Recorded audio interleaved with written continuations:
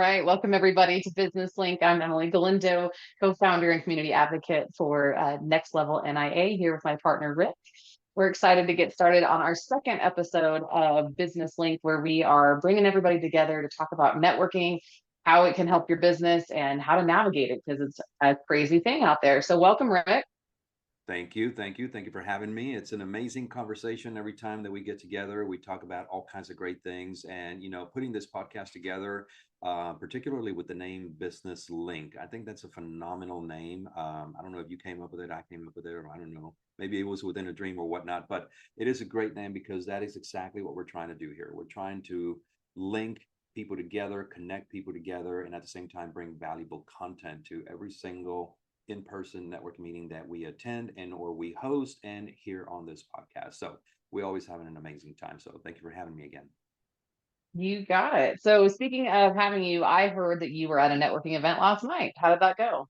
I met a lot of new people. I met people that I have known for quite some time. And I also ran into someone that I had not seen or talked to in a very long time from my very, very early days in the early days of networking when I first learned about networking. So we were able to reconnect and talk about the old days, the good old days. But I did meet some new people who I was able to generate new appointments for next week. And that's all about being intentional, getting the calendar out and saying, hey, what's the best day for you next week? What time? Perfect. I look forward to meeting you, and so on and so on.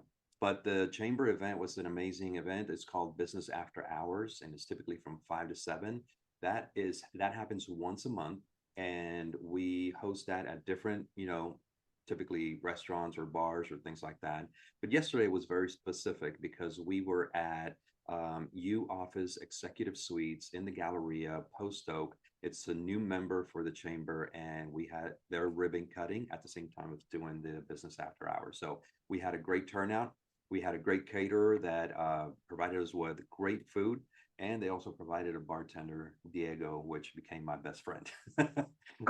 So I I Diego do became love that everybody's about networking.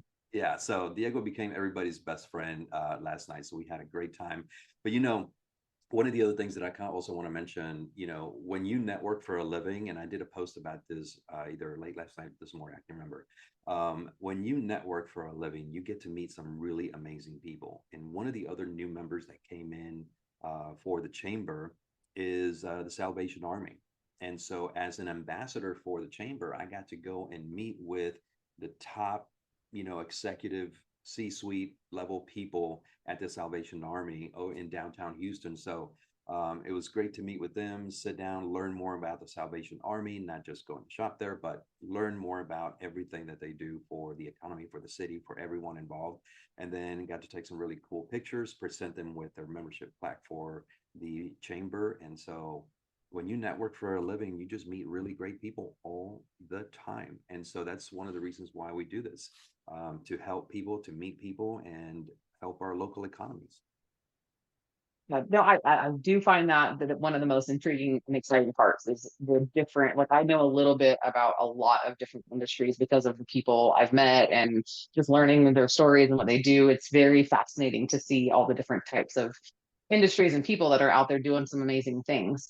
Let's back up a little bit though, because this is a networking podcast. So describe for me, like, and for our listeners, right? Like, what is the chamber after hours like? When you walk into the room, like, is there a formal meeting? Did people talk? Like, how many people were there? Like, kind of describe what that experience is like walking into a random room when you have no idea what to expect.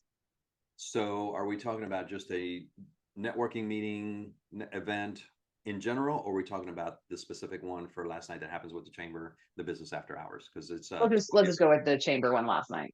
okay. So, Like, um, pretend like I'm a brand new networker and I'm going with you. Like, what would describe what I would have experienced? Okay, so perfect. So when you attend a business after hours event for a chamber or any networking event that's after hours, typically 5 to 7 or something like that, you have to first and realize that the name itself gives it away. It is business after hours. Even though it is after hours and there is a bar, you are going to have a drink, you still want to be a complete professional. right? Because you never know when and where you're going to be able to extract business from the people that you meet. And so even though you're cheering because you got a drink in your hand and whatnot, you still want to remain professional, because one of the things that we want to do is not give people a reason why not to do business with us. You know, when we're family and when we're friends, we can be somebody else, but um, we can be ourselves in a professional manner, in a professional environment. So if you're a new networker, freshly coming in, you've never been to a networking event, you come to a business after hours, one of the first things you're going to realize is that typically professional networking people are extremely welcoming and extremely nice, and either myself or somebody else is going to come up to you. So don't be surprised by that. They're going to come up to you, introduce themselves, and they're going to expect for you to introduce yourself and talk about, hey, tell me about your business. What do you do for a living? Okay, great. How long have you been doing that? Fantastic. So let me ask you another question. Who would you like to meet tonight? I've got a lot of people here that are looking for somebody in your industry, but I want to make sure that I introduce you to the right people. So those are the questions, the conversations as to how my conversation flows with someone that I've never met with before, right? And or there are potentially new networkers. Have you done networking before? If you have, great. If not, okay, well, let me show you around. Let me introduce you to this person. Let me introduce you to this other person. And they, you know, the people that I introduce the new networkers to are just like me. They're just very welcoming and very nice people that just want to help you connect and not make you feel, you know, isolated or make you feel weird. The last thing I want is for anyone in a networking event that I am in is for them to feel like I felt one day, completely isolated and felt like I didn't fit in, or maybe it felt a little cliquish and I didn't want to be a part of that. So we do everything as that we can to make everyone feel very welcome and make everyone feel like they're already a part of the family. So one of the first things that I do if I'm at the chamber event, James Montalbano, the president of the chamber, is typically there. And so that's the number one people that I introduce him to. And I introduce James as a celebrity. You want to know this guy. This is the president of the chamber. He's a celebrity. You definitely want to get to talk with him. And James is a super, really nice guy. He'll talk to anybody and everybody, and he'll welcome everyone, because obviously, you know, chamber, we want members as well, just like we do for our NIA, you know, networking groups. We're looking for members. We're looking for people that are looking to network professionally, and are that are looking to network in every capacity that they can, because they want to generate revenue for their business. They want to grow their business. I hope that answered your question. Yes, it did. And then would so being that the chamber puts on lots of different types of events, right? Ribbon cuttings, breakfasts. Would you recommend that the business after hours is a really like soft, easy entry level? If I'm a brand new networker, never been to anything, is that going to be the most comfortable environment for me to like go So experience networking for the first time? yeah, so we have at the chamber, we hope, you know, the Heights Chamber is probably one of the most active chambers in or around the city of Houston. And you can look at their calendar. There's events almost every single Tuesday, Wednesday, Thursday of every single week. And the business after hours, as I mentioned, it is after hours. There's typically a drink, but you still want to be professional. And so it is a little bit more laid back. You can probably have a little bit more laid back conversation, but it's still business conducting time, because it is a networking event. There are other events that are a little bit more structured. There's breakfast meetings that are a little bit more structured. There are noontime networking meetings that are also a little bit more structured. And then there's the ribbon cuttings that also happen that are very structured, because the ribbon cuttings are typically about 20, 30 minutes. And so we want to give the new member that we're doing the ribbon cutting for a time to speak, maybe 5, 10 minutes about their business, introduce their staff to everyone that is present at that event. And then we do the actual ribbon cutting, and then we'll do a confetti popper as well for all kinds of pictures and videos for social media to promote that new member. And how we've been networking for 10 years. Would you say that those events or that calendar or anything has changed in the last 10 years? Or is that going to be exactly what to expect 10 years from now? We know it's modified itself a little bit, and it has nothing to do with the members. It has to do with the idea of having different leadership coming in, as in I'm talking about the president of the chamber and everyone underneath, coming in with a different vision and different goals and different things that they want to do for the chamber and their members. Um, but one thing that I've noticed within the Heights Chamber, and this is kind of like you and I run a business to where we are member focused, right? We want to make sure that we're providing value to our members every single time, every single month, every single week. And that is something that when I started attending events for the chamber, that is one thing that I noticed in that chamber is that the chamber is member focused. The members are the chamber's clients, and the clients deserve high level quality, the highest level of customer service that they could potentially get, because we are there for the members. I mean, I'm going to use a little analogy here, but you take any type of artist, whether it's a movie actor and or a rock band, whatever it may be, they are no one if they have no fans, right? They cannot be anyone. They're not going to sell tickets. They're not going to sell out concerts. They're not going to sell out records. Well, I just told my age because I said records, but it's I was going to say cassettes or 8 tracks, but that would have been really old. But anyways, the members are clients, and we need to provide them with the highest level of professionalism and customer service, and let them know that we are member focused. What they need is what they're going to get. And the chamber taught me that. I didn't learn that anywhere else. The chamber taught me that, and that's one thing that I'm taking from there and now applying it to what you and I are doing with our next level NIA networking groups that we have around the city. And we just want every single one of our members who are our clients to know that we're member focused. And I think I'll pivot to this, Emily. One of the things that we're doing completely different, which I feel is the future of networking, is that we don't expect our members to work anytime throughout any month to bring visitors to the meeting. That's my job. They pay us, they pay you and I, to do that for them, right? Right. So we are the ones going out and networking like crazy people, meeting new people, and inviting them to strategically inviting the people that our members want to meet, so that when we do bring them to our meetings, our members have new people to meet, right? So we don't ever ask our members to go out of their way and build the groups for us, right? So the future of networking also has to do with the fact that we don't ask our members to pay any other additional hidden fees to make the groups work. We actually come out of pocket during those meetings, and we provide everyone with either a coffee if it's a breakfast meeting, maybe an iced tea if it's a lunch meeting, and or maybe a drink if it's a happy hour meeting, right? And then we also put some appetizers on the table for everyone to enjoy the meeting while we're conducting a networking business meeting.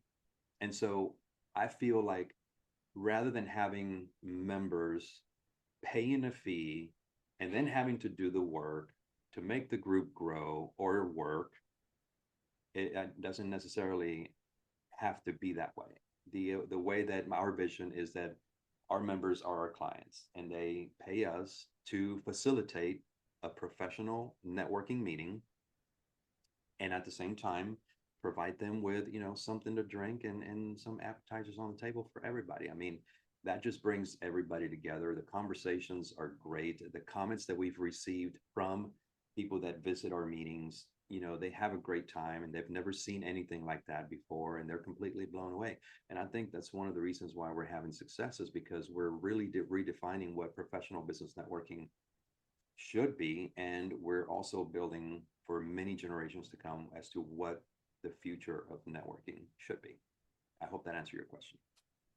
It did. And I think that diving into it a little bit more for anybody who doesn't really understand, right? When you're looking at the chamber or any other, structured networking organizations, I don't think that a lot of people understand that those are actually run, and the whole entire thing, whether it's the meeting, getting the people there, you used a term earlier called ambassador, those are all volunteer positions. Absolutely.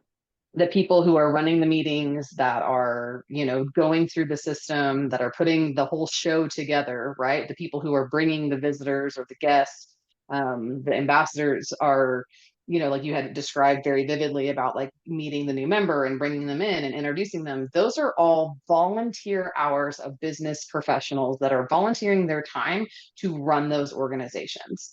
And that takes I mean, I've been one of those people, you've been one of those people, that we go out and we invest our time to help those organizations, quite frankly, make money, by bringing in those memberships, by bringing in those people and making them feel welcome, right? Because I'm assuming, Rick, that as an ambassador, part of your responsibility is to convert those guests into potential chamber members. Is that right?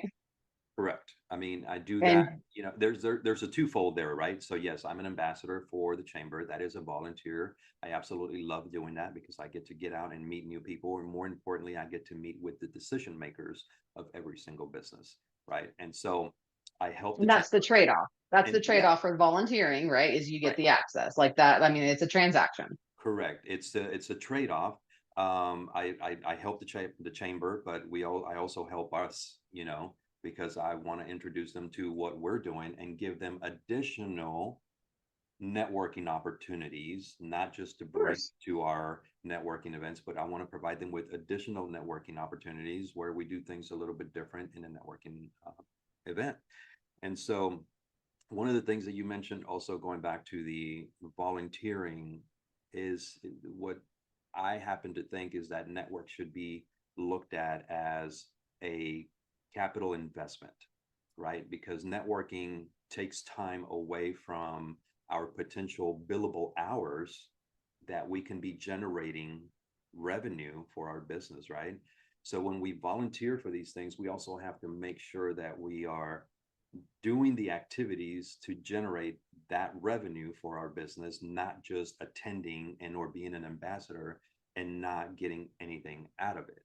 So that's one of the reasons why we do what we do is we volunteer, yes, but we do it for the reasons of trying to help multiple business at the same time.